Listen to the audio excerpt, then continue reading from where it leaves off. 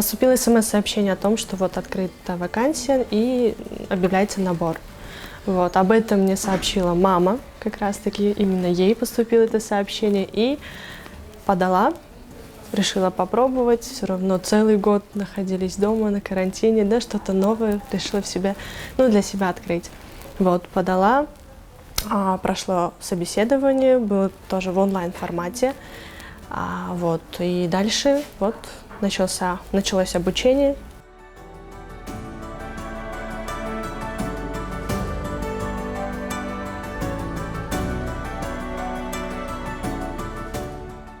Наш функционал, он заключается в том, что мы сперва обучаем начинающих, да, новых сотрудников, далее занимаемся развитием сотрудников нынешних. То есть разного рода тренинги проводим, там, семинары, мастер-классы, ну и так далее.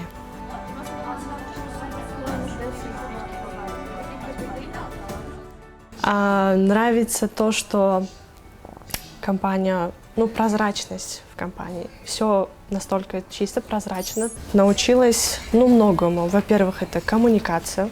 И научилась коммуницировать с людьми, да, общаться с разными характерами, да, людей. Вот, как вне компании, так и внутри. Во-первых, мы общаемся с абонентами, да, с нашими клиентами. Бывают разные абоненты. Бывают, допустим, очень претензионные абоненты, да, которые, такие агрессивные, злые бывают. Бывают абоненты очень лояльные, спокойные, понимающие. И ты учишься с ними максимально работать, да. Также внутри компании. То есть культура взаимодействия между людьми, вот чему я научилась.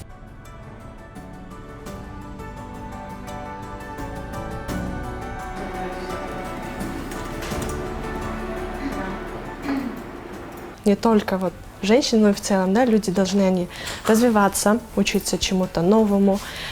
Именно в плане карьерного роста, да, карьеры, то, наверное, даже вырабатываются такие способности, как целеустремленность.